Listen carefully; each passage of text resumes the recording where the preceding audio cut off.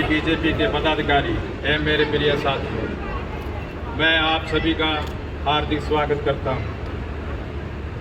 जैसा कि आपको विदित है कि लोकतंत्र का महापर्व हमारे देश में चल रहा है। इसी कड़ी में फरीदाबाद में 25 मई को मतदान होना है। आज हम सभी यहाँ आदरणीय श्री कृष्णपाल गुर्जर जी के समर्थन में इकट्ठे हुए हैं और मैं चाहता हूँ आने वाली 25 मई को आप सभी चौधरी कृष्णपाल गुर्जर जी को भारी मतों से विजय दिलाएं। आप उनके विचारों को ध्यानपूर्वक सुनें और एक बार पुनः मोदी जी को प्रधानमंत्री बनाएं। मेरा आपसे अनुरोध है, आप सभी खड़े होकर जोरदार तालियों के साथ भाई कृष्णपाल गुर्जर जी और सीमा त्रिखा जी का स्वागत करें और अपना समर्थन करें।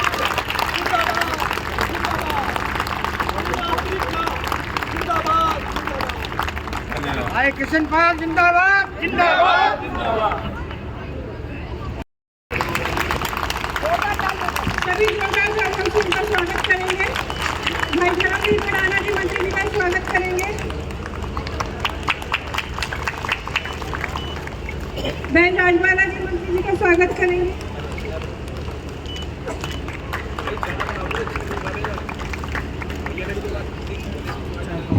भाई दीपक विरमानी जी मंत्री जी का स्वागत करेंगे। सत्येंद्र पांडे जी मंत्री जी का स्वागत करेंगे। अमित आहूजा जी मंत्री जी का स्वागत करेंगे। हरिंदर भडाना जी मंत्री जी का स्वागत करेंगे। स्टेट मंच जी का मेघा जी, स्नेह जी आप मंच पर आइए और बहन सीमा त्रिखा जी के स्वागत में भाग लीजिए। मंच पर आए मंत्री जी का स्वागत करें। वरुण मनचंदा जी मंत्री जी का स्वागत करेंगे। एक मिनट, आराम आराम से हौच-पौच मत करो।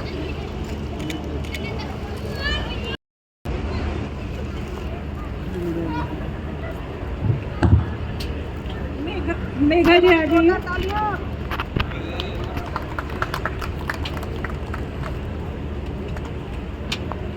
हमारे बीच भाई सुरेश लोहिया जी हैं, एक बार वो आए। आज आप भडाना जी।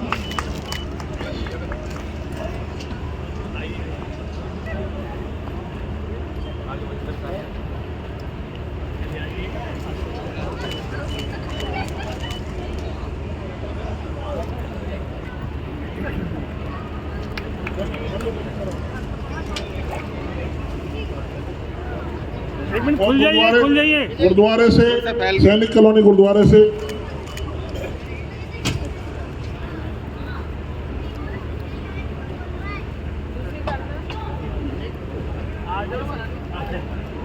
सिंगल क्यों आ गया? स्नेह धुन्ना जी, रेणुका पब्बर जी, सैनिक कॉलोनी गुरुद्वारा प्रबंधक कमेटी की ओर से आए हुए सदस्य सरोपा भेंट कर रहे हैं मंत्री। एक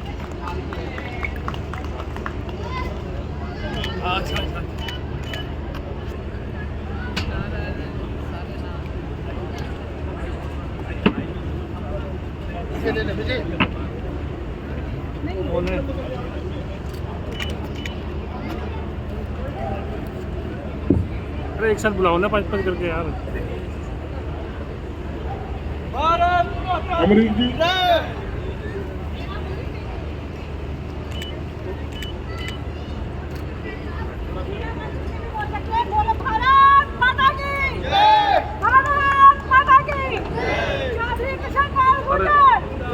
करते रहे भैया।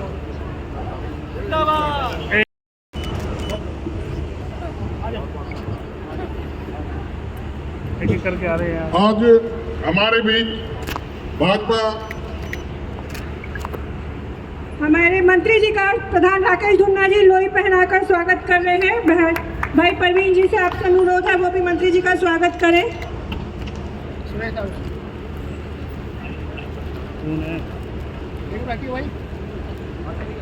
क्या कर रही है?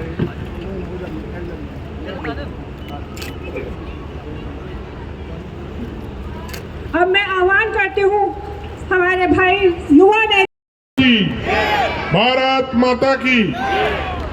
आज हमारे बीच हमारे लोकप्रिय सांसद व केंद्रीय मंत्री और भाजपा के प्रत्याशी चौधरी कृष्णपाल गुर्जर जी, और बडखल से लोकप्रिय विधायक और हरियाणा सरकार में शिक्षा मंत्री बहन सीमा त्रिखा जी आपके बीच आने वाली 25 तारीख को वोटों के लिए अपील करने के लिए आपके बीच पधारे हैं। एक बार मैं आपसे एक जय घोष लगाना चाहूंगा कि जो यहाँ के कांग्रेस के प्रत्याशी है उनके कानों तक भी आवाज जानी चाहिए कि चौधरी कृष्णपाल गुर्जर जी सैनिक कॉलोनी में पधारे। भारत माता की चौधरी कृष्णपाल गुर्जर, सीमा त्रिखा। जैसा कि आपको विदित है, 2014 से पहले सैनिक कॉलोनी की क्या हालत थी। लगता था कि एक जैसे किसी बस्ती में पहुंच जाते हैं, बड़े बड़े गड्ढे थे। जब हमारी सरकार 2014 में आई, मनोहर लाल जी की रैली में चौधरी कृष्णपाल गुर्जर जी और विधायक सीमा त्रिखा जी के द्वारा सैनिक कॉलोनी को नगर निगम के हैंडओवर कराया गया और उनकी सड़कों के लिए 17 करोड़ रुपए का फंड अलॉट किया गया, जिसमें आज आप देख सकते हैं सैनिक कॉलोनी की जो सड़कें हैं काफ़ी सुंदर और अच्छी क्वालिटी के साथ बनी हैं। अब लगता है कि एक फॉर्स इलाके में जैसे आप निवास कर रहे हैं। और जो यहाँ के कांग्रेस के प्रत्याशी हैं उनके सामने की सड़क बनवाने का काम भी हमारी सरकार ने किया। उनको भी हमने सबका साथ सबका विकास, भारतीय जनता पार्टी का जो नारा है उसी के साथ हमने किसी के साथ कोई भेदभाव नहीं किया। मेरी सभी आप सभी सैनिक कॉलोनी निवासियों से और फरीदाबाद लोकसभा के निवासियों से निवेदन, आने वाली 25 तारीख को भाजपा के कमल के निशान पर ज्यादा से ज्यादा मतदान कर भारतीय जनता पार्टी को विजयी बनाए। अब की बार 400 पार। और जो फरीदाबाद की जनता ने नारा दिया है, अब की बार चौधरी कृष्णपाल गुर्जर 10 लाख पार। भारत माता की भारत माता की वंदे वंदे। आज इस सैनिक कॉलोनी के हमारे भाई राकेश धुन्ना जी के बहुत अच्छे प्रोग्राम में, क्योंकि सैनिक कॉलोनी के सभी सम्मानित व्यक्ति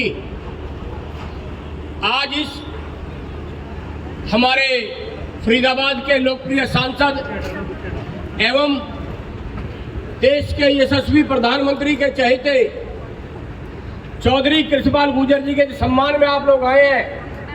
हमारी बहन मंत्री सीमा त्रिखा जी, सम्मानित मंच अनीता बहन जी और सभी साथियों को मेरा हाथ जोड़कर राम राम, सत श्री अकाल जी। अभी पहले से मेरे साथी बोल रहे थे, मैं आप लोगों से एक बात पूछना चाहता हूं कि आप में से कितने लोग ऐसे हैं जिन्होंने राम मंदिर के दर्शन कर लिए, राम लला के किए हैं कुछ लोगों ने। मेरी आपसे विनती है कि राम लला के जब दर्शन करने जाएं तो उनसे ऐसा रहना कि उनसे आंख मिलाते समय हमें आंख चुरानी ना पड़े, क्योंकि जिस हमारे यशस्वी प्रधानमंत्री जी ने 550 साल के बाद भगवान राम को लाए हैं, तो ऐसा ना हो कि हमें नजरें झुकानी पड़े, हम तो आपकी वोट ही ना डाल गए। साथियों, ये जो चुनाव है लोकसभा का,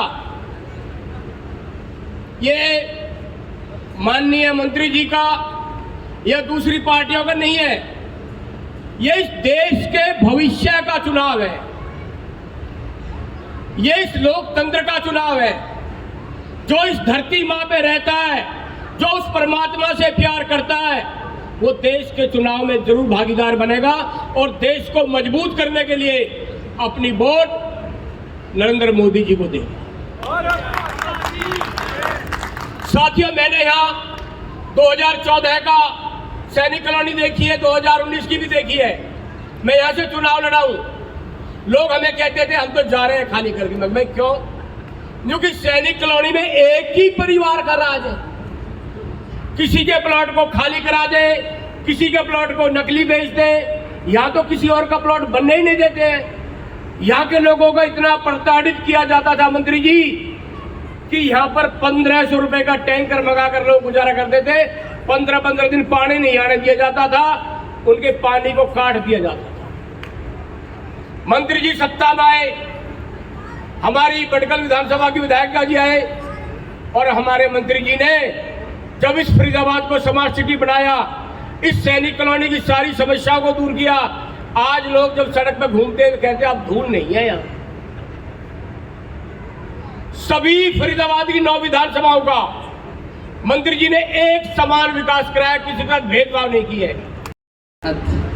आज आप लोगों का हिस्सा बन करके अपने बड़े भाई का स्वागत करती हूँ।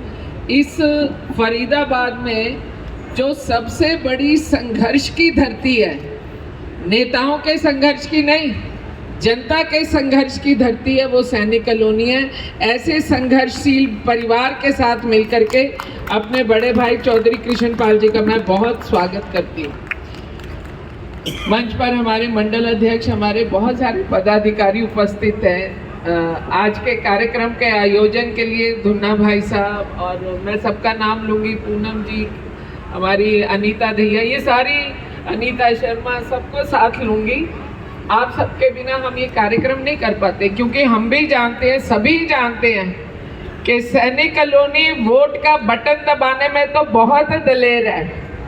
बटन दबाते वक्त तो कोई साथ नहीं होता, पर अभी अड़ोसियों पड़ोसियों के कैमरे साथ चलवा के रखते हैं कि कौन कौन गया, पता करो कौन कौन आज पहुंचा है कृष्णपाल जी के स्वागत में, कौन कौन आज यहाँ पर किस कार्यक्रम में उपस्थित हुआ है। मैं यहाँ की सारी सिस्टम व्यवस्था को समझती हूँ, लेकिन मैं आप सबके बीच में आपका हिस्सा बन करके अपने बड़े भाई चौधरी कृष्णपाल जी का दिल की गहराइयों से धन्यवाद। आप लोग तो स्वागत कर रहे हैं, आप कमिटमेंट कर रहे हैं कि सैनिक कॉलोनी का वोट आएगा कृष्णपाल जी को, पर मैं कृष्णपाल जी का धन्यवाद करना चाहती हूँ कि सैनिक कॉलोनी की जो सूरत बदली है उसमें आदरणीय कृष्णपाल जी का बहुत बड़ा सहयोग है। आदरणीय मनोहर लाल जी कृष्णपाल जी को छोड़ते नहीं हैं। आदरणीय मोदी जी आदरणीय मनोहर लाल जी को छोड़ते नहीं हैं। ये एक सिलसिला है कि जिसमें परिवारवाद नहीं है, सिर्फ भाजपा का परिवार है। और कहने में गुरेज नहीं है मुझे, 35 साल तक यही कॉलोनी पूरे हरियाणा पे राज करती रही है। हरियाणा चलाने का ताकत आप लोगों ने दी थी, इस कॉलोनी में दी थी ना। लेकिन आज मुझे बड़ी खुशी होती है कि आज जब वो अपने घर से निकलते हैं तो ये सड़क उन्होंने नहीं, मनोहर लाल जी और कृष्णपाल जी की दी हुई सड़कों पे गाड़ियां दौड़ा करके निकलते हैं। द्वारा आयोजित आज के इस बहुत ही सुंदर कार्यक्रम में हम सबके बीच उपस्थित हमारी बड़कल की लोकप्रिय विधायिका, हरियाणा की शिक्षा मंत्री छोटी बहन सीमा त्रिखा जी, भाई धर्मवीर भड़ाना जी, श्रीमती राजबाला सरदना जी, महिला मोर्चा की अध्यक्ष, श्रीमती अनीता शर्मा जी, भाई बिल्लू भड़ाना जी, दीपक विरमानी जी, परवीन भागना जी, अमित आहूजा जी, मंडल के अध्यक्ष, सत्येंद्र पांडे जी, मंडल के अध्यक्ष, अंजू चौधरी जी, पंकज सिवाल जी, अनीता दहिया जी, हरभगवान भाटिया जी, और आज के इस कार्यक्रम में आए हुए सभी आदरणीय भाइयों बहनों, पत्रकार और छायाकार मित्र। बहुत देर से आप बैठे, मैं भी सुबह से लगातार अभी जनसभा थी, और आज से क्या पिछले 53 दिन से लगातार मैं इस तरह जनसभा पूरी लोकसभा में कर रहा हूँ, क्योंकि 13 मार्च को टिकट हो गया था और आज 5 मई है, तो 53-54 दिन हो गए हैं। मैं लंबी चौड़ी बात नहीं करना आया, बहन जी ने सारी बातें बताई हैं। सिर्फ इतना कहने आया हूँ कि 2014 से पहले का भारत और फरीदाबाद भी हमने देखा है, और 2014 के बाद का भारत और फरीदाबाद भी हम देख रहे हैं। 2014 से पहले 12 लाख करोड़ के घोटालों में मंत्री जेल जा रहे थे, जमानत पर आ रहे थे, सारे निर्णय रुके पड़े थे क्योंकि नटराजन टैक्स के बगैर एनवायरनमेंट फॉरेस्ट की क्लियरेंस की फाइलें नहीं निकलती थी। सालों साल फाइलें लटकी रहती थी। प्रोजेक्ट डिले हो गए थे, बैंक एनपीए हो गए थे। निर्णायक सरकार थी, मिली जुली सरकार का कमजोर प्रधानमंत्री था, फैसले नहीं ले पाता था। देश की अर्थव्यवस्था 11वें नंबर पर थी और जब भी 11वें नंबर पर थी, जबकि देश की बागडोर एक बहुत बड़े अर्थशास्त्री डॉक्टर मनमोहन सिंह के हाथों में थी। लेकिन करते क्या, दायित्व कहीं था, ताकत कहीं और थी। लेकिन आज अंतर इतना है, जिस पर दायित्व है ताकत भी उसी के पास है, किसी और के पास नहीं है। क्योंकि कांग्रेस में तो एक परिवार में पैदा होने वाला या उनके रहमो करम पर पलने वाला व्यक्ति ही कभी कभी अध्यक्ष या प्रधानमंत्री के पद पर आता है। इसलिए अपनी ताकत कुछ नहीं होती, किसी के रहमो करम पर रहते हैं। इसलिए करना भी चाहे तो नहीं कर पाते। निराशा का वातावरण था देश में, लेकिन भारतीय जनता पार्टी ने मोदी जी को प्रधानमंत्री का उम्मीदवार घोषित किया। लोगों को उम्मीद लगी अब कुछ बेहतर हो सकता है, तो उम्मीद पर लोगों ने 1984 के बाद 1984 में इस देश में पूर्ण बहुमत की सरकार कांग्रेस की थी। उसके बाद 30 साल बाद 2014 में इस देश के लोगों ने भारतीय जनता पार्टी को पूर्ण बहुमत की सरकार बनाने का मौका दिया। और उस सरकार ने 10 सालों में जो किया है वो हर व्यक्ति के मुंह बोलती कहानी है। जिसको ये चाय वाला कहते थे, उस चाय वाले ने 10 सालों में भारत की आर्थिक ताकत को 11वें नंबर से दुनिया में 5वें नंबर की आर्थिक ताकत बना दिया। ये ताकत किसकी है? ये स्टेबल सरकार, स्थिर सरकार, पूर्ण बहुमत की सरकार की ताकत है ये। और अगले 3 साल 2028 तक भारत दुनिया की तीसरी आर्थिक ताकत बनने जा रहा है। ये मैं नहीं कहता, ये मोदी की गारंटी है। और दुनिया के अर्थशास्त्रियों के जो आर्टिकल हैं,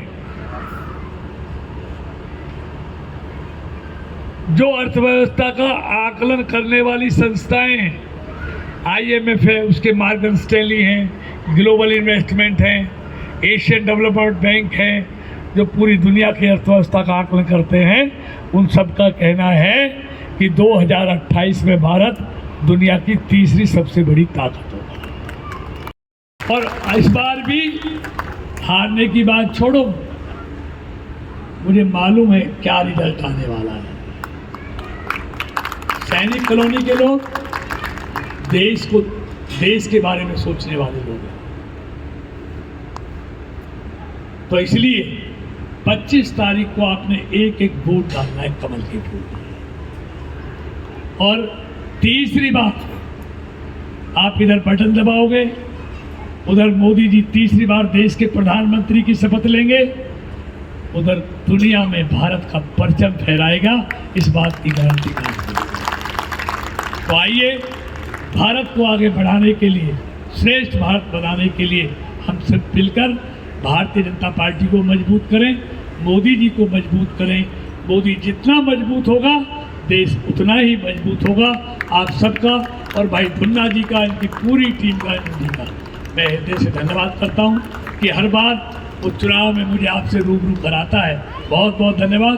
भारत माता की, भारत माता की जय श्री राम, जय श्री राम, जय श्री राम।